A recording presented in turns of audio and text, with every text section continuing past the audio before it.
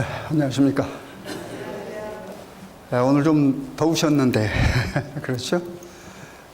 건강하게 또 여러분 배울 수 있어서 반갑습니다. 그리고 우리 박 목사님 또 먼 곳에서 나오셔서 정말 감사합니다. 지난 안식일 설교가 나간 뒤로 많은 분들이 전화를 걸었습니다. 제가 전화 받고 설명을 해주느라고 상당한 시간을 할애했습니다. 우리가 지난 금요일에는 여러분 아시는 대로 누가복음 몇 장을 잠깐 우리가 공부했습니까? 누가복음 16장. 무슨 사건에 관해서 우리가 공부를 했습니까? 여러분 누가복음 좀 읽어 오시는 거죠? 이제 오래돼서 안 읽으세요? 여러분 반드시 성경을 쭉 읽어 오십시오. 우리가 지난번에는 여러분 많이 아시는 그 이야기입니다. 그리고 일반 그 기독교에서 많이 오해하고 있는 성경 구절을 저희들이 지난 금요일에 공부했습니다. 부자와 나사로. 네. 거기서 주는 교훈이 뭐였습니까? 핵심이 뭔가? 뭐 여러 가지로 우리가 해석할 수 있습니다. 그러나 가장 중요한 교훈은 뭐였습니까? 우리가 이 땅에서 살면서 뭐 해야 돼요? 나 자신만을 위해서 살면 안 된다고 하는 말입니다. 남을 위해서 나누어야 됩니다. 그렇잖아요. 부자가 그 거지 나사로에게 어떤 뭐 폭력을 가하는 거나 그런 일은 전혀 없습니다. 그렇죠? 다만 그 거지 나사로 어디에 있었어요? 부자가 사는 집 밖에 있었습니다. 커튼만 걷으면 뭐 할 수 있었어요? 그 거지 나사로의 모습을 그대로 볼 수 있었습니다. 거지 나사로의 모습은 뭘 여러분 잘 아시죠? 헌대가 있고 그 다음에 앉아 있어서 누워 있었어요. 여러분 그거 중요합니다. 그거 그냥 뭐 누워 있더라 뭐 보통 성경 구절 같지만 굉장한 의미가 있어요. 그 환자는 헌대를 앓으면서도 뭐 했어요? 자기 자신이 스스로 몸을 가눌 수 없습니다. 누워 있습니다. 누워 있어요. 그런 상태에 있는 그 거지 나사로를 부자는 어떻게 해요? 보았단 말입니다. 그런데 뭐가 없었습니까? 관심이 없었어요. 여러분이 관심이 굉장히 신앙에 중요합니다. 만약에 하나님께서 여러분과 저에 대한 관심이 없다면 여러분과 저는 지금 이 자리에 뭐예요? 있을 수가 없어요. 하나님이 관심이 없으셨으면 어떻게 하늘에 계신 하나님이 우리 인간의 모습으로 이 땅에 오시겠습니까? 그렇잖아요. 그래서 구원은 관심에서 뭐 하는 겁니까? 이루어집니다. 그렇잖아요. 그래서 우리가 그런 교훈을 통해서 중요한 교훈을 배웠는데 거기 한 가지 중요한 건 그것입니다. 많은 그 일반 개신교에서는 그것을 실제로 여기는 것들이 많아요. 그래서 지옥과 천당을 거기서 보여준다. 그래 지옥이 있다, 천당이 있다 이런 식으로. 근데 그건 뭐예요? 우리가 마음을 비우고 그냥 마음을 비우고 가벼운 마음으로 하나님 말씀을 받는 그런 기분으로 읽으면 그냥 이해됩니다. 이건 비유예요. 그렇잖아요. 우리가 죽으면 아브라함 품에 갑니까? 아니요. 근데 여기 아브라함 품은 천국을 상징을 하죠. 근데 여기 그 가장 중요한 교훈이 그겁니다. 그 부자가 나중에 자기는 어쩔 수 없는 상황이 있으니까 누구를 생각했어요? 아버지 집에 있는 5 형제를 생각했습니다. 그렇죠? 그 5 형제를 생각하고 누가 가면? 죽었다가 살아난 나사로가 가면을 뭐 할 거다. 그 5 형제들이 자기처럼 살지 않냐고 어떻게 회개할 것이다. 근데 아브라함이 뭐라고 대답했습니까? 하나님을 나타낸 아브라함이 뭐라고 그랬어요? 아니다 그랬습니다. 그렇죠? 아니다. 그들에게는 뭐가 있다고? 모세와 선지자가 있다. 모세와 선지자가 뭐예요? 하나님의 말씀 구약 성경을 말하는 거예요. 그렇죠? 모세와 선지자. 그러니까 거기 또 뭐라고 그랬습니까? 부자가 대꾸했습니다. 그렇지 않습니다 그러죠. 이제 이런 것이 문제입니다, 여러분. 우리 인간이요, 하나님께서 어떤 기별을 주시는데 우리가 어떻게 그대로 받으면 되는데 뭐 해요? 자꾸 우리 생각으로. 아닙니다. 아닙니다. 그러면서 뭐라 하지? 이 죽은 나사로가 살아서 가면 그거 뭡니까? 죽은 나사로가 살았다면서 엄청난 기적입니다. 여러분. 사람은 기적을 좋아해요. 그러나 우리 하나님께서는 물론 기적을 통해서 일하지만 기적보다는 뭐요? 하나님의 말씀 순종하는 것을 더 큰 기적으로 생각합니다. 우리가 하나님의 말씀을 있는 그대로 받아서 순종하면 그게 믿음입니다. 그렇잖아요. 그 믿음을 통해서 뭐가요? 하나님께서 우리 속에서 뭐 하십니까? 역사하십니다. 그래서 우리 속에서 역사하시는 하나님의 그 역사의 결과가 뭐예요? 그게 바로 기적이에요, 여러분. 그게 기적입니다. 제가 왜 그런 이야기를 하냐면 이제 17장 들어가면 우리가 거기서 또 다른 비슷한 이유를 알 수 있습니다. 17장 한번 보세요. 오늘 이제 17장 들어가겠습니다. 누가복음 17장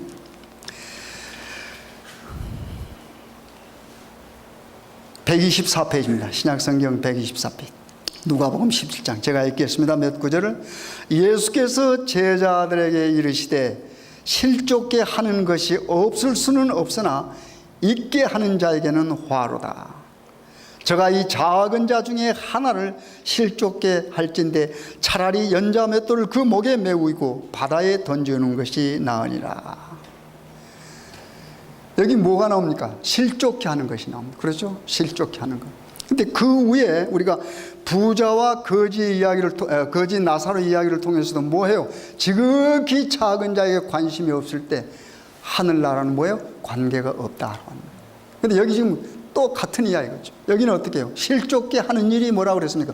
없을 수는 없으나 그랬습니다. 그러니까 여러분과 제가 모든 삶 속에서 실족게 할 수 있다는 말입니까? 없다는 말입니까? 예, 가능하단 말입니다, 여러분. 우리가 아무리 노력하고 아무리 열심히 살아도 다른 사람에게 뭐 할 수 있습니까? 다른 사람을 실족게 할 수가 있다고 합니다. 그걸 우리 하나님께서 아세요. 그러나 그렇다 할지라도 만약에 우리가 다른 사람을 뭐예요? 실족케 하면, 근데 그 다른 사람이 큰 사람이 아니에요. 지극히 작은 자. 그러면 뭐예요? 그 실족케 한 여러분의 저에게 뭐가 미쳐요? 화가 미친다 그 말입니다. 이게 무슨 말일까요? 우리는 관계 속에서 삽니다. 그렇죠? 다른 사람을 넘어지게 하는 거. 여기 스탬블링 블락 그랬어요. 스탬블링 블락. 다른 사람을 뭘로 우리가 넘어지게 할 수 있을까요? 우리가 살면서 우리의 우리의 생각이 다른 사람과 충돌될 때도 있습니다. 그렇잖아요. 또 우리의 사상이 다른 사람의 사상과 다를 때. 그렇잖아요. 이런 것 때문에 충돌이 와요. 그래서 그 사람을 넘어지게 하면은 뭐 해야 돼요? 어디다? 목에다가 뭐요? 이 연자 맷돌은 적은 맷돌이 아닙니다. 옛날에 뭘 연자 맷돌이라고 그랬어요? 이 소나 이 큰 것들이 뭡니까? 가는 겁니다. 그렇죠? 누가 이 비슷한 연자 맷돌을 갈았어요? 예, 삼손이 갈아요. 삼손이. 그것도 누구의 힘을 빌려서 나중에 그 어려움 가운데서 벗어났습니까? 하나님의 힘을 빌려서. 여러분, 연자 맷돌을 갈 때 그 사람 심정이 어떻겠습니까? 그렇잖아요. 그래서 연자 맷돌은 고통과 이런 것들을 의미합니다. 그런데 만약에 내가 지극히 작은 자 하나라도 어떻게 해요? 그 사람을 실망케 하거나 거침돌이에서 그 사람 넘어지게 하면 뭐예요? 연자 맷돌을 어떻게 목에다 어디다 던지라고 그랬어요? 그 말이 무슨 말이에요? 여러분, 연자 맷돌 목에 매가지고 바다에 던지면 살아요, 죽어요? 여러분, 우리 하나님의 말씀은 살리는 겁니다. 이 복음은 죄인을 살리는 큰 기쁨의 좋은 소식입니다. 근데 왜 여기서 연자 맷돌을 목에 달아가지고 물속에 빠뜨리는 그런 이야기가 나오는가? 뭐 할 때요? 지극히 작은 자를 뭐하게 할 때요? 넘어지게 할 때. 그러면서 그 다음에 가면 이런 문장이 나옵니다. 3절 보세요. 3절. 너희는 스스로 뭐하라 그랬어요? 조심하라. 만일 내 형제가 죄를 범하거든 경계하고 회개하거든 용서하라. 만일 하루 7번이라도 내게 죄를 얻고 7번 내게 돌아와 내가 회개하노라 하거든 너는 뭐하라? 용서하라 하시더라. 여기 보면 이게 문장들이 좀 끊어집니다. 그렇잖아요. 예. 어떻게 좀 말이 금방 바꿔지는 것 같아요. 근데 가만히 우리가 마음을 정돈하고 읽어보면 비슷한 이야기입니다. 같은 내용들이 우리가 이해할 수 있습니다. 자, 예를 들어서 우리가 남에게 실수를 했어요. 그렇죠. 예. 여러분이 저에게 실수할 수도 있고 제가 여러분에게 또 실수할 수도 있고 다 우리가 살아가면서 어떻게 잘못을 범할 수가 있습니다. 그 잘못을 범한 것이 문제가 아니고 뭐가 더 문제입니까? 잘못을 범했을 때 뭐 하는 겁니까? 자신을 뉘우치고 뭐 하는 거예요? 회개하는 겁니다. 그러면 회개하면 뭐 하라고 그랬습니까? 여기 보면 용서하라고 그랬어요. 몇 번? 이 말이 무슨 말일까요? 많이. 우리 성경에 7번 뭘 나타내요? 완전 숫자는 한없이 용서하라고 말입니다. 꼭 7, 그럼 8번째는 용서 안 해도 돼? 여기 우리 다른 또 성경 구절에 보면 그 베드로와 예수님께서 얘기할 때 예수님께서 베드로가 이야기하면서 그럽니다. 베드로가 얼마 정도 용서하면 된다고 베드로는 생각했어요. 한 7번 정도 용서하면 될까요? 여러분 마태복음 18장 읽어보면 그게 나옵니다. 근데 예수님께서 뭐라고 말했어요? 70번씩 7번이라도 그랬습니다. 70번씩 7번이라 490번입니까? 아니죠. 무한정으로 용서하라고 말해요. 무한정으로. 무한정으로. 근데 거기 단서가 붙었어요. 무조건 무한정 용서하란 말에 어떤 단서가 붙었습니까? 돌아오면 그랬습니다. 돌아오면.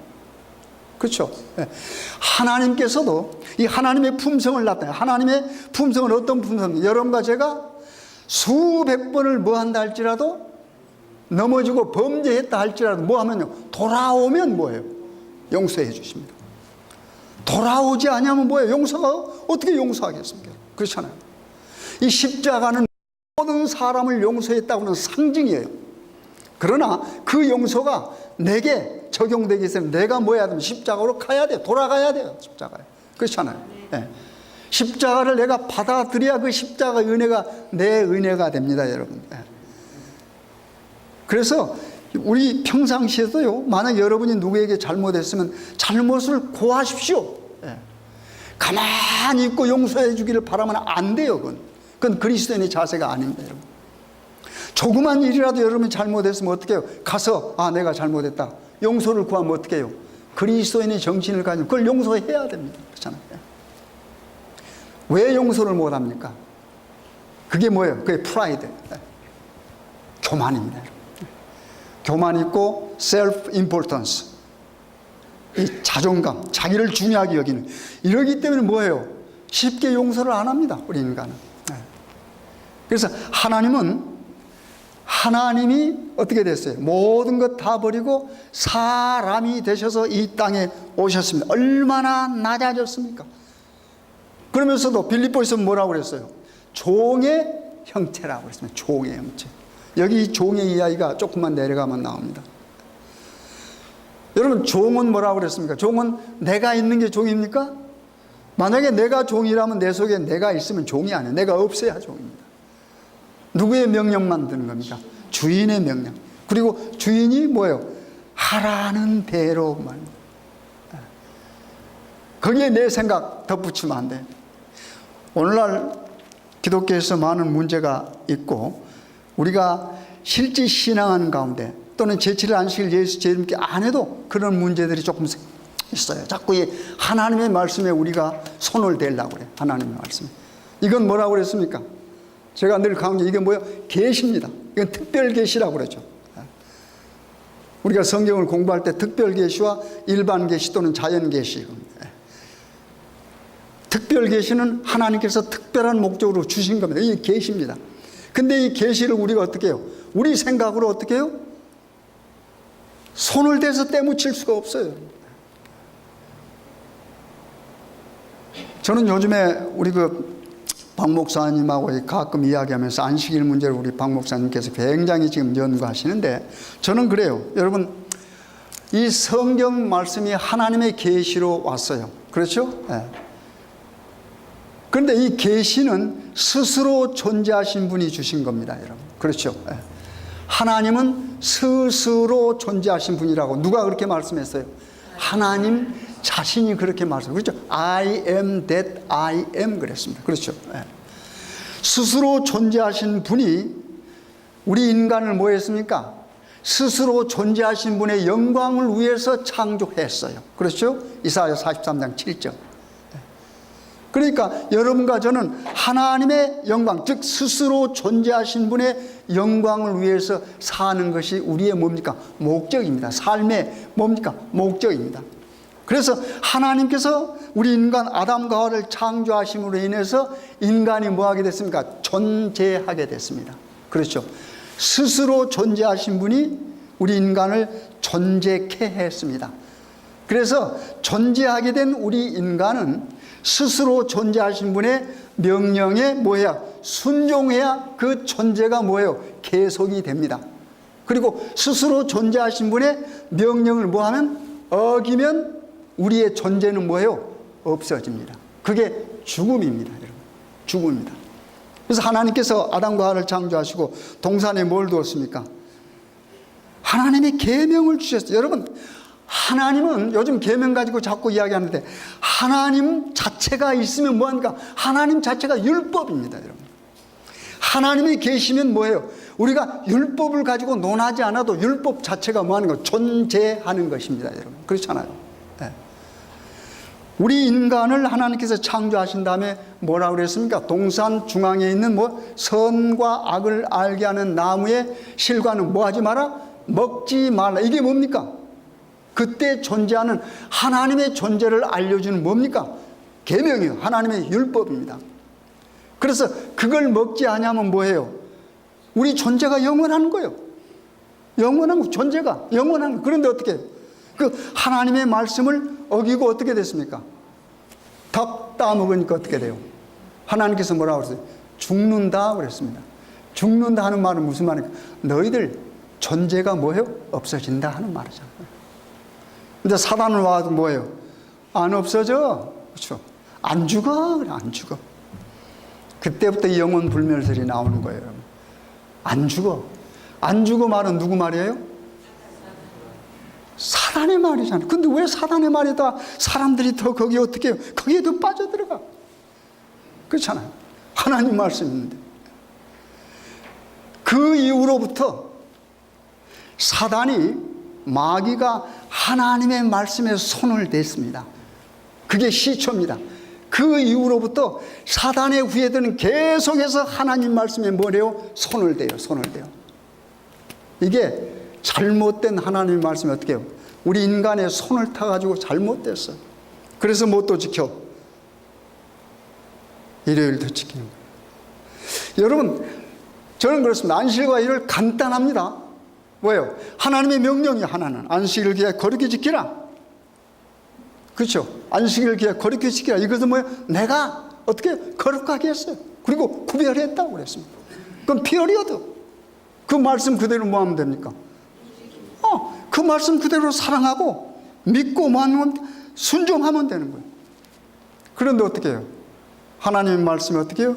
딱 손을 대가지고 어떻게 해요? 바꿔놓았어요. 사람이 스스로 존재하신 분에 의해서 존재하게 된 인간이 뭘 만들었어요? 신을 만들었어. 그렇죠? 인간이 신을 만들어서 뭐 하는 겁니까? 만들어진 신에게 뭐 하는 겁니까? 경배하고 예배하는 거예요. 얼마나 우스꽝스럽죠? 간단하지 않습니까? 그렇잖아요. 스스로 존재하시면 우리를 존재케 했는데, 그렇게 해서 존재하는 인간이 어떻게 존재하지도 않는 신을 뭐요? 스스로 만들어 가지고 어떻게 해요? 존재하는 신으로 섬긴다고 하는 말이에요. 얼마나 우스꽝스러운 일이에요. 간단하잖아요. 그렇잖아요. 그리고 어떻게 해요? 사람이 만들어 놓은 신, 그 다음에 사람이 만들어 놓은 복음 아닌 복음. 그래서 성경은 뭐라고 그래요? 다른 복음이라고 해요. 복음 아닌 복음은 하나님 말씀 아닌 다른 말씀이라고 말해요. 그 인간이 덧칠한 말씀. 그걸 뭐 하는 겁니까? 따라간단 말이에요. 얼마나 우스꽝스럽습니까? 그래서 여기 주신 말씀도 제가 좀 다른 방향으로 갔습니다. 여기 주신 말씀은 뭐예요? 자, 예를 들어서 용서하라 그러면 뭐 하는 겁니까? 우리가 용서하면 되는 거예요. 근데 어떻게 자꾸 아이고 이 정도로는 용서 안 돼. 뭡니까? 자기 자신의 교만한 마음이 들어가 있어요.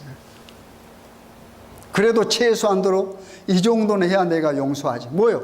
자기의 판단이 서는 겁니다. 그렇죠? 자기의 판단. 마태복음 18장에 보면은 용서할 때 하나님께서 빚진 자를 용서해 주는데 그 두 사람이 나오죠. 한 사람은 얼마 빚졌어요? 1만 달러 빚졌습니다.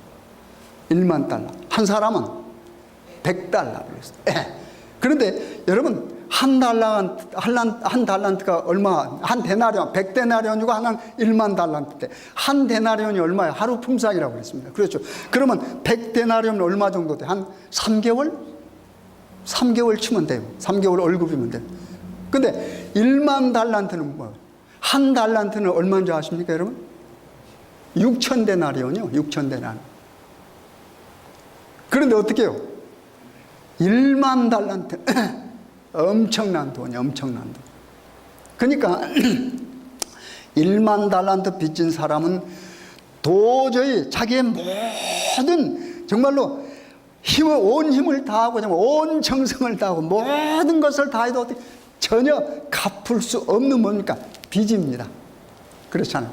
그러나 100데나리온 뭐예요? 내가 조금만 노력하면 뭐 할 수 있어요? 갚을 수 있는 빚입니다. 그렇잖아요. 근데 1만 달러 빚진 자를 어떻게 해요? 아이고 내가 어떻게 근데 둘이 다 뭐라 그래요? 갚겠습니다 그런다고. 참 우리 인간이 그래요. 할 수 없는 것도 할 수 있다고 그러는 거예요.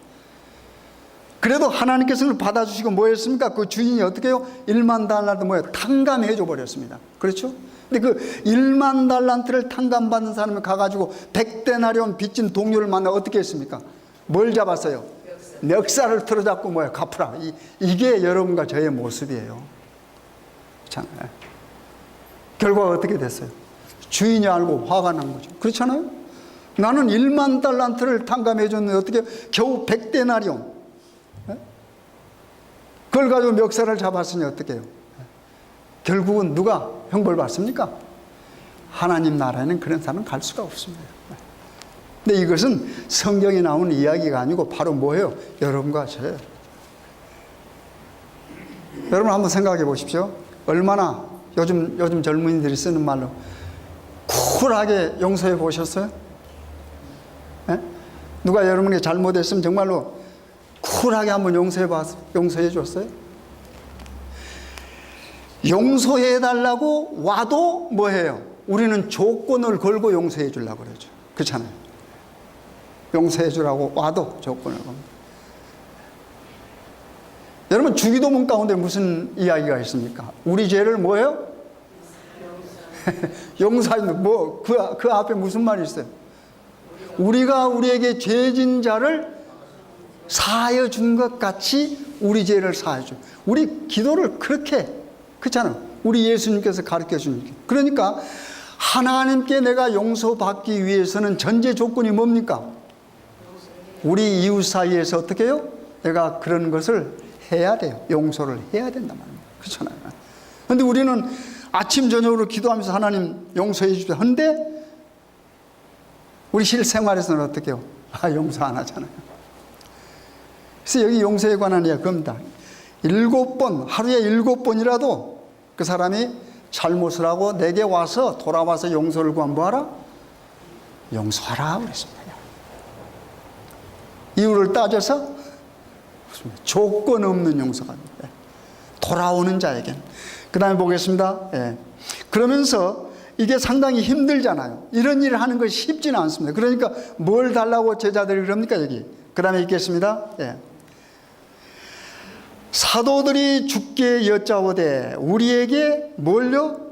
믿음을 더하소서 하니 주께서 가라사 너희에게 겨자씨 하나만한 믿음이 있었다면 이 뽕나무대로 뿌리가 뽑혀 바다에 심겨라 하였을 것이요 이것이 너에게 순종하였으리라. 이게 무슨 말이에요, 여러분? 제자들이 가만히 우리 예수님 하신 말씀을 들으니까 이거 자기들 하기 힘든 일입니다. 그렇죠? 한 3번이나 한 4번 정도 용서는 뭐요? 가능할 것 같은데 얼마만큼? 무한정으로 용서하라는 거예요. 이게 불가능하죠. 그러니까 어떻게 해요? 하나님, 지금 우리가 가지고 있는 믿음으로는 이거 할 수가 없을 것 같습니다. 그러니까 뭐예요? 믿음 좀 더 주십시오. 믿음을 더해 주십시오. 그랬습니다. 지금 가지고 있는 믿음으로는 안 되니까 다른 믿음, 그런 기적을 행할 수 있는 다른 믿음을 주십시오라고 요청하니까 무슨 대답이 나왔어요? 쉽게 말하면 네가 가지고 있는 믿음으로 족하라고 말입니다. 그 믿음을 뭐하라? 활용하라. 이것을 활용하라. 활용하라. 여러분, 믿음은 활용하면 뭐가 납니까? 거기에서 그 믿음 활용의 결과는 뭐예요? 기적입니다, 여러분. 그렇잖아요. 왜요? 우리가 하나님을 믿으면 누가 역사합니까? 하나님께서 역사하죠. 우리가 일하는 거 아닙니다, 여러분. 우리가 하려고 생각하니까 불가능한 거죠.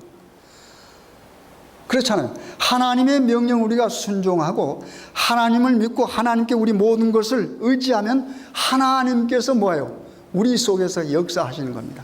그래서 이게 어떤 일이 일어난다고 그랬어요? 뽕나무를 어떻게 해요? 뿌리째 뽑아가지고 어디까지 심을 수 있어요? 바다에다 옮겨 심을 수도 있어요. 왜요? 믿음은 그것을 가능케 한다고 말입니다. 믿음은. 우리 성경 역사에 보면 믿음의 역사가 많이 있지 않습니까? 그렇잖아요. 믿음으로 이스라엘 백성은 어디를 건넜습니까? 홍해를 건넜습니다. 그렇죠? 믿음으로 요단강을 건넜습니다. 여러분과 제가 믿음으로 이 세상 사막을 뭐 할 수 있습니까? 통과할 수가 있습니다. 그렇잖아요. 다윗이 골리앗을 봤을 때 그 골리앗을 보면 뭐 하는 거야? 이건 싸울 용기가 나지 않죠. 그렇잖아요. 만약에 여러분, 만약에 다윗이 우리 인간적인 마음으로 골리앗에게 싸움을 어떻게 해요? 하려고 나갔다면 그건 미친놈입니다. 쉽게 말해서 좀 투박한 용어를 사용하자면. 그렇잖아요. 그런 미친 사람이 어디 있겠습니까? 그렇잖아요. 도저히 불가능한 일을 뭐예요? 할 수 없는 겁니다. 그런데 다윗에게는 뭐가 있었습니까? 하나님이 있잖아요. 그의 생애 가운데서 그가 하나님을 믿음으로 인해서 그의 생애 가운데서 하나님을 믿는 뭐예요? 결과가 기적으로 여러 번 나타났거든요. 그러니까 그 기적을 믿는 다윗에게는 뭐예요? 그 앞에 보이는 거인은 아무것도 아니라고 하는 말입니다. 그렇잖아요. 그러니까 뭘 가지고 갔어요? 평상시에 늘 쓰는 물매 가지고. 여러분, 그 물매 가지고 싸우겠습니까? 이 창과 이게 방패를 들고 있는데, 여러분. 그러니까 성경에 보면 도저히 이해 안 되는 웃기는 이야기처럼 들리지만 그게 뭐예요? 믿음의 소유자에게 나타난 기적입니다, 여러분. 그렇잖아요. 그러니까 우리가 이 세상을 살면서 어떤 어려운 환경이 우리에게 파도처럼 밀려와도 우리는 뭐 할 수 있어요? 믿음이 있으면 뭐 하는 겁니까? 그건 파도가 아니라고 하는 말입니다. 그렇잖아요. 그 파도를 보면 우리는 뭘 봐요?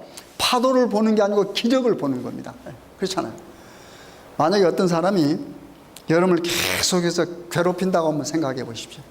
그러면 여러분이 믿음이 있고 그 다음에 하나님과 그 믿음 생활을 하면서 경험해온 어떤 기적이 있으면 그 여러분을 어렵게 한 사람, 그 사람이 뭘로 보여요? 기적으로 보인단 말입니다. 그렇잖아요. 기적으로 보이는 거예요. 우리 앞길에 어떤 난관이 있습니다. 참 어려운 난관이 있어요. 근데 우리가 그 난관을 통과해야 되는데 하나님과의 경험이 살아있는 사람, 그렇잖아요. 여러분, 경험이 없는 사람은 그럴 때 믿음이 생겨날 수가 없죠. 하나님과의 평상시에 믿음의 생활 속에서 기적을 경험한 사람은 어떤 난관이 닥쳐오고 그가 난관 앞에 섰을 때는 뭐예요? 하나님을 믿는 사람은 그걸 뭐예요? 기적으로 봅니다. 난관으로 보이지 않습니다. 그렇잖아요. 지금 그 이야기입니다. 그렇기 때문에 만약에 내가 누구를 미워하는 어떤 증오심이 우리 뿌리 박혀 내 가슴 속에 있다고 생각합시다. 이거 도저히 내가 노력해도 안 되는 말이에요. 근데 어떻게 해요? 내가 노력하니까 안 되는 거 아닙니까, 여러분? 그렇잖아요. 우리가 하나님을 받아들이고 하나님을 그대로 믿고 신뢰하면 어떻게 해요? 하나님이 우리 속에 오셔서 누가 일을 해요? 하나님이 일을 하시잖아요. 그러면 그게 믿음이 뭡니까? 결과란 말이에요. 역사란 말입니다. 그래서 뭐 해요? 이게 다 뽑힐 수 있어요. 그렇잖아요. 뽕나무 튼튼하게 뿌리 박힌 뽕나무가 뭐 어때요? 믿음만 있으면, 겨자씨만한 믿음만 있으면 이거 뽑힐 수 있단 말이에요. 그래서 어디다 던질 수 있어요? 강에다가 다시 심을 수도 있단 말이에요. 그렇잖아요. 그러니까 내가 믿음 안에서는 아무것도 뭐 하는 겁니까? 불가능이라는 건 없다라고 하는 말. 그래서 나오는 말입니다. 그렇잖아요. 나폴레옹은 자기 사전에 뭐가 없다고 그랬어요? 그 헛소리예요, 헛소리. 인간에게 무슨 불가능이 없습니까? 불가능이 있죠. 근데 우리는 그 말이 좋아가지고 학교 다닐 때 애우고 다녀요. 내 사전에 불가능 없다. 근데 그거 가만히 보면 그건 헛소리입니다. 그렇잖아요. 믿음의 사람만이 어떻게 그런 말 할 수 있는 겁니다. 그렇잖아요. 믿음의 사람만이. 왜요? 하나님은 불가능이 없으시니까. 그렇잖아요. 하나님이 있는 여러분과 저에게는 불가능이 없지만 하나님 없는 나폴레옹은 그건 헛소리입니다. 헛소리. 그래서 우리가 성경을 보면 이 세상을 살아가면서 많은 헛소리를 발견해요. 우리 이승만 대통령이 해방되고 와가지고 무슨 말 했습니까? 뭉치면 살고 헤어지면 죽는다. 그 말은 그 사람이 처음 한 게 옛날부터 있었는데 그분이 그때 딱 사용하니까 그분 말로 됐어요. 그렇죠? 그 말을 하고 우리가 얼마나 지금 뭉쳐져요? 안 뭉쳐져요? 왜 그럴까요? 여러분 국민학교 때부터 우리의 소원은 무슨 노래 불렀어요? 그 노래 부른 만큼 통일이 왔습니까? 그건 전부 헛노래고 헛소리입니다, 여러분. 뭐가 없으면요? 하나님의 기적이 없습니다. 그래서 믿음이 그만큼 중요합니다. 그래서 예수님께서 믿음에 관한 이야기를 하는 겁니다. 그렇잖아요. 겨자씨만한 믿음. 이 겨자씨만한 믿음이라고 한 말은 여러분이나 내가 다 가지고 있다라고 하는 말입니다. 거기서 출발하기 때문에 겨자씨라는 말이 나오는 겁니다, 여러분. 만약에 큰 믿음이라 그러면 어떻게 해요? 우리가 그 큰 믿음에서 제외될 수가 있잖아요. 그럼 내게 해당이 안 될 수가 있어요. 그러나 겨자씨만한 믿음 뭐예요? 여러분이나 저나 다 가지고 있어요. 그래서 그 믿음을 뭐 하면요? 하나님을 의지해서 행사하면, 그렇죠? 행사하면 불가능은 없다고 말합니다. 그러면서 그 다음에 예수님께서 종에 관한 이야기를 합니다, 여러분. 한번 보실까요? 예. 7절. 너희 중에 네게 밭을 갈거나 양을 치거나 하는 종이 있어 밭에서 돌아오면 저더러 곧 와 앉아서 먹으라 할 자가 있느냐? 도리어 저더러 내 먹을 것을 예비하고 띠를 띠고 나의 먹고 마시는 동안에 수종 들고 너는 그 후에 먹고 마시라 하지 않겠느냐? 명한 대로 하였다고 종에게 살해하겠느냐? 한 후에 이르기를 우리는 무익한 종이라 우리의 하여야 할 일을 한 것뿐이라 할지니라. 이 종에 관한 이야기인데 여기 그렇게 말하잖아요. 종이 지금 밭에 가서 열심히 일을 했습니다. 있는 힘을 다 일을 했습니다. 그리고 어떻게 해요? 이제 일을 끝마치고 집에 돌아왔어요. 그러면 주인이 그 종을 보고 아하 너 수고했으니까 어떻게 해요? 들어가서 쉬어라 하지 않는단 말입니다. 뭐 해야 돼요? 집에 들어오면 집에 들어와서 할 일이 또 있다고 하는 말입니다. 그렇잖아요. 주인 뭐 해야 돼요? 식사하는데 수종 또 들어야죠. 그 이야기 아닙니까, 여러분? 그러면서 그런 일을 하고도 그 종의 입에서는 무슨 말이 나와야 돼요? 나는 무익한 종이로소이다. 여러분 이 종이 누구예요? 바로 여러분과 저예요. 우리가 하나님 앞에서 무슨 일 좀 하고 열심히 뭐 해서 무슨 일을 했다고 와서 하나님 앞에 와서 대접받으려고 하십니까, 여러분? 그럼 종이 아니잖아요. 우리가 어떤 경우에 열심히 최선을 다했어도 그 다음에 뭐 해야 돼요? 우리는 어떻게 해요? 하나님께서 명할 때까지 우리는 뭐야? 그 하나님을 위해서 어떻게, 주인을 위해서 어떻게 해요? 시중 들어야 돼. 그러면서도 우리 입에서는 무슨 말이 나와요? 하나님 내가 이렇게 섬겼어 이런 말이 아니고 나는 뭐요? 철저하게 무익한 종입니다 하는 말입니다. 네, 무익한 종입니다. 이게 여러분과 저 돼야 돼. 그렇죠. 근데 우리는 그렇지 않잖아요. 무슨 조금 우리가 뭔 일을 했으면 우리도 그냥 이 어깨가 좀 이렇게 올라가고. 이게 얼마나 여러분, 하나님께서 가장 싫어하는 것이 교만입니다. 그렇잖아요. 왜 그래요? 이 하늘에서, 이 지구 있기 전에 하늘에서 전쟁이 일어났잖아요. 하나님과 사단 사이. 그게 뭐예요? 사단이 뭐 했습니까? 교만 아닙니까? 여러분, 이사야서 그거 읽어보면 뭐예요? 사단은 항상 뭐라 그랬습니까? 내가 자기를 강조했습니다. 무별 우에. 그렇잖아요. 여러분, 하나님과 비긴단 말이 얼마나 엄청난 말인지 아니에요. 그게 가장 참남된 말입니다. 그렇잖아요. 하나님과 자꾸 비교를 하는 사단이요, 하와를 와서 유혹할 때도 그와 비슷한 말을 했습니다. 그렇죠. 내가 이걸 먹으면 뭐요? 뭐가 밝아져? 눈이 밝아서 누구처럼 된다고? 여러분, 분명하지 않습니다. 우리가 성경을 이 퍼스펙티브, 이 조감도 치고 전체적으로 이렇게 보면은 모든 것들이 어떻게 해요? 조화를 이룹니다. 여러분. 사단이 어떻게 접근하는가 우리가 금방 알 수 있어요. 사단은 자꾸 뭐예요? 하나님하고 어떻게 비기려고 그래요. 그래서 우리 시조 아담과 하와에게도 그런 것을 넣어준 겁니다. 이건 먹으면 죽지 않아. 하나님 말씀을 무시하는 거야. 죽지 않고 뭐해? 하나님과 같이 될 거야. 뭔가 같이 된다고 하는 거야. 하나님과 같이 된다고 하는 거야. 그렇잖아요. 우리는 어떤 지위에 있어야 돼요? 종의 지위. 그것도 무슨 종입니까? 열심히 최선을 다해서 하고도 어떻게 해요? 우리의 입에서는 무슨 말을 해요? 주인이시여, 저는 무익한 종입니다. 좀 잘난 종이 아니란 말입니다. 그 다음에 보면은 이제 나머지 시간 동안에 제가 이걸 좀 간단히 그 나병 환자 10명에 관한 이야기를 하겠습니다. 그리고 나머지는 우리 그 다음에 하겠습니다. 여기 보면은 제가 몇 구절을 읽겠습니다.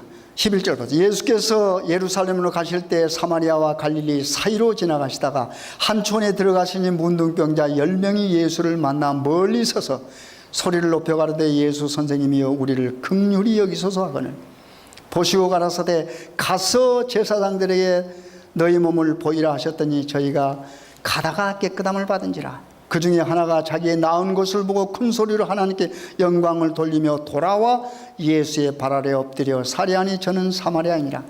저는 이 말씀 가운데서요 가장 좋아하는 말이 예수의 발 아래 돌아와 사리하니 이 말입니다. 제가 이야기를 하죠. 여러분 너무 이 이야기를 잘 알아요. 10명의 문둥병자가 있었습니다. 그런데 예수님이 어디를 갔습니까? 그들을 찾아가시기 위해서 갈릴리와 사마리아 사이를 갔다고 그랬습니다. 제가 여러분 이야기했죠. 이 사이란 말을 저는 아주 좋아합니다. 그렇죠? 우리는 사이를 걸어갈 수 있어야 돼요. 한쪽에 치우치면 안 돼요. 우리 예수님은 갈릴리와 사마리아 사람, 갈릴리와 사마리아 사람들은 적이었습니다. 사마리아 사람은 길을 걸어갈 때 갈릴리 쪽을 바라보지 않아요. 갈릴리 사람은 길을 갈 때 어떻게 해요? 사마리아 쪽을 보지 않고 걸어갈 정도로 서로 적개심이 있는 사람입니다. 근데 우리 예수님께서는 갈릴리와 사마리아 어디로요? 사이로 양쪽을 다 끌어안고 가신 겁니다. 누구를 만나러? 10명의 문둥병자를 만나러. 근데 참 기특하잖아요. 10명의 문둥병자들이 함께 있었습니다. 그런데 9명은 어디 사람이에요? 유대 사람이에요. 1명은 사마리아 사람. 그러면 유대 사람과 사마리아 사람 함께 있을 수 있어요? 없어요? 없어요. 그런데 왜 같이 있었을까요? 가만히 보면 더 이상 9사람은 유대 사람이 아니에요. 1명도 더 이상 사마리아 사람. 누구예요? 그들은 문둥이에요. 문둥이들. 똑같은 문둥이. 여러분 동병상련이란 말 있지 않습니까? 그렇잖아요. 같은 병을 하면 서로를 어떻게 측은히 여긴다. 그러니까 문둥이들이 뭐 잘났다고 서로 따지겠습니까? 에? 그렇잖아요. 유대 문둥이가 사마리아 문둥이가 더 낫습니까? 같은 주제인데 그렇잖아요. 여러분과 저는 뭡니까? 똑같아요. 문둥병자. 그러니까 여러분과 저는 뭐야? 다 똑같이 우리는 뭡니까? 다 문둥병 환자. 뭘 나타내요? 죄인이라고 하는 말입니다. 잘난 죄인, 못난 죄인은 없어요, 여러분. 다 똑같습니다. 그런데 중요한 건 제가 여기서 발견한 이 10명의 그 문둥병자들이 한 목소리를 냈습니다. 예수 선생이 우리를 뭐예요? 긍휼히 여기서. 여기 우리를이란 말 썼습니다. 우리를 여기 한 목소리 하나. 무슨 성경 구절 생각 안 나요? 시편 133편. 형제가 연합하여 동거함이 어찌 그리 선하고 아름다운고. 끝에 가면 뭐라고 그랬어요?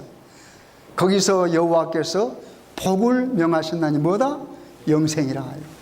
여러분, 형제가 연합하여 동거하는 것은 하나님의 품성을 드러낸 거의 선하다란 말은 하나님의 품성을 가리킵니다. 10명의 문둥병자가 그렇게 어울려서 사니까 우리 예수님께서 어떻게 해요? 보니까 어떻게 해요? 우리를 한 목소리에 나오는 거예요.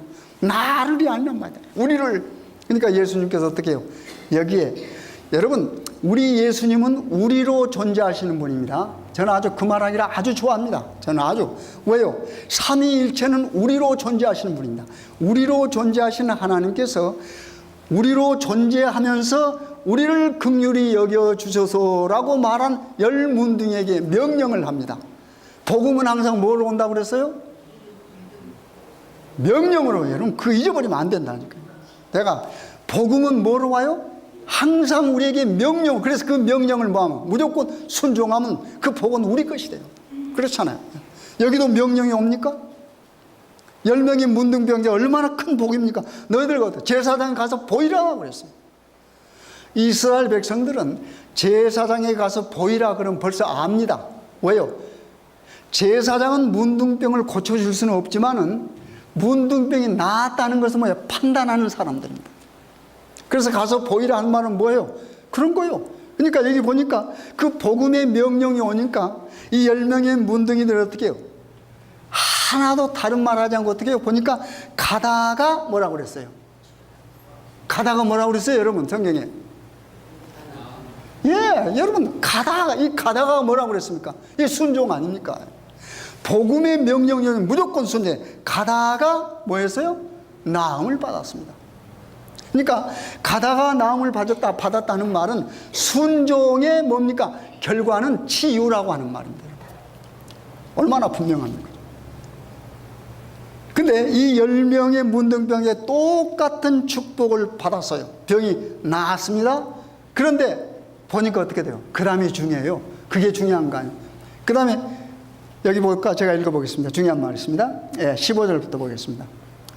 그 중에 하나가 자기의 낳은 것을 보고 큰 소리로 하나님께 영광을 돌리며 돌아와 예수의 발 아래 엎드려서 아뢰하니. 얼마나 아름다운 말입니까? 몇 명이 돌아왔어요? 하나. 근데 그 하나는 누구예요? 사마리아 사람. 하나가 돌아와 누구에게 뭘 돌리고? 하나님께 영광을 돌리고. 이게 뭡니까, 여러분? 사람의 본분이 뭐예요? 이사야 43장 7절. 하나님의 영광을 위해서. 이게 사람으로 돌아오는 거 아닙니까, 여러분? 문둥병 환자는 사람이 아니에요, 여러분. 그건 죽은 자나 마찬가지. 그렇잖아요. 그 문둥병 환자가 복음의 명령을 받고 무조건 순종하다가 어떻게 치유를 받은 다음에 뭐예요? 돌아온 사람의 모습은 뭐예요? 하나님께 영광을 돌리며 그랬습니다. 그렇죠. 인간이 뭐로 돌아왔어요? 본연의 자세로 돌아왔어요. 우리 인간 본연의 자세가 뭐예요? 하나님께 영광을 돌리는. 본연의 자세로 돌아와서 예수의 발 아래 엎드려 사례하니, 여기 사례는 월십입니다. 예수님을 경배하니 뭐라고 그랬어요? 한 사람. 근데 예수님께 뭐라고 그랬어요? 9은 어디 있느냐? 이 말이 무슨 말? 9은 어디 있느냐? 그러니까 예수님께서 뭐 10명이 다 돌아와야 된다고 말이에요. 그렇죠? 9은 어디 있느냐? 이 말이 무슨 말 여러분 생각나게 합니까? 하와가 범죄하고 아담이 범죄했을 때 어떻게 해요? 하나님께서 동산에 거니실 때 하나님의 음성이 들리니 그들이 무서워서 어디 숨었다고 그랬어요? 나무 뒤에 숨었어요. 그랬을 때 하나님께서 그들을 향해 뭐라고 말씀했습니까? 아담아 내가 어디 있느냐? 이 아담은 사람이란 말이에요. 아담아 내가 어디 있느냐 그랬어요. 똑같은 말 아닙니까? 있어야 할 곳에 뭐요? 있지 않았다고 하는, 궤도를 이탈했다고 하는 말입니다. 그 10명의 문둥이들도 어떻게 해요? 한 문둥이뿐만 아니라 9명도 뭐해요? 돌아와야 돼요. 있어야 할 곳이 있어야 돼요. 그래서 예수님께서 9은 어디 있느냐 그랬습니다. 아담아 내가 어디 있냐, 똑같은 말입니다. 그 하나님께서 여러분과 저에게 오늘 여러분의 이름을 부르면서 너희들은 아무개야 어디 있느냐. 우리는 뭐야? 돌아와 예수의 발 아래 엎드려 살아야. 그 다음에 중요한 말이 있습니다. 결론입니다. 끝부분에 18절 보세요. 이 이방인 외에는 하나님께 영광을 돌리러 돌아온 자가 없느냐 하시고 그에게 이르시되, 여기 그는 누굽니까? 돌아온 자입니다. 돌아온 자에게 이르시되 일어나 가라. 내 뭐가? 믿음이 너를 구원하였느니라. 믿음으로 말미암는 여기에도 있지 않습니까, 여러분? 믿음이 뭐예요? 구원해. 그럼 여기서 믿음을 예수님께서 친히 뭐로 설명해 주셨습니까? 하나님의 복음을 받고 복음의 결과를 어떻게 해요? 우리가 누린 다음에 뭐합니까? 밖으로 가지 않고 어떻게 예수의 발 아래 돌아와 어떻게 해요? 엎드려 살해하는 그 모습 전체를 우리 예수님께서 뭐라고 그래요? 믿음이라고 그럽니다. 그래서 믿음이 너를 뭐 했느니라? 구원했느니라. 9번 구원과는 뭐예요? 거리가 멀어졌습니다. 우리 예수님이 구원자시죠. 그렇죠? 구원자 되시는 예수님에게 돌아와야 돼요. 그래야 구원받죠. 그렇잖아요. 병은 나았지만 구속주에게 돌아오지 않는 9은 어떻게 됐을까요? 그들에게는 영생이 주어지질 않았어요. 그렇잖아요. 얼마나 귀중한 말씀입니까? 이게 여러분과 저의 자세가 됩니다. 그렇죠? 예수의 발 아래 엎드려 경배하는 것. 복음이 오면 뭐야? 그 복음이 뭐예요? 무조건 순종. 이 성경 말씀은 여러분과 저에게 주신 하나님이 뭡니까? 복음입니다. 이 복음 안에 있는 모든 것을 하나도 뭐 하면 안 돼요? 버리면 안 돼. 뭐라고 그랬어요? 1.1획도. 얼마나 중요해요. 그렇죠? 그런데 다른 날 예배 보면 되겠습니까? 예? 간단합니다, 여러분. 아무튼 오늘 우리 누가복음 17장에 여러 가지 이야기가 동시에 나왔습니다. 종의 모습, 그 다음에 뭐예요? 용서하는 것, 그 다음에 겨자씨만한 믿음을 활용하는 것, 그 다음에 어떻게 돼요? 우리 복음이 우리들에게 왔을 때 어떻게 해요? 우리 문둥병을 치유해, 우리 죄를 용서해 줘. 그러면 우리는 어떻게 해야 돼요? 너무 좋아서 밖으로 9명 문둥이처럼 그냥 밖에 나가서 놀고 친구 만나러. 여러분 보세요. 복음의 명령의 치유를 받은 그 9은 예수님과 거리가 더 어떻게 됐습니까? 더 멀어져 버렸습니다. 그렇죠? 더 멀어져 버렸습니다. 그러나 한 사마리아 문둥병자는 어떻게 해요? 더 가까워졌죠. 그렇잖아요. 멀리 서서 예수를 바라보고 우리를 구원해 주시고 이런 소리 지르는 사람이 어떻게 치유함을 받고 더가 어디까지 왔어요? 예수의 발 아래까지 왔죠. 가장 지근 거리가 예수의 발 아래입니다. 아무튼 우리가 신앙생활 속에서 우리 복음을 우리 마음속에 간직하고 복음의 명령이 뭐예요? 무조건 순종하고 또 복음의 명령이 없는 무조건 순종해서 어떻게 우리는 항상 예수의 발 아래에 머무르는. 그래서 우리 예수님께서 여러분과 저에게 내 구원이 어떻게 해요? 내 믿음이 너를 구원했다. 그런 믿음으로 승리하시는 여러분과 제가 될 간절히 바라겠습니다.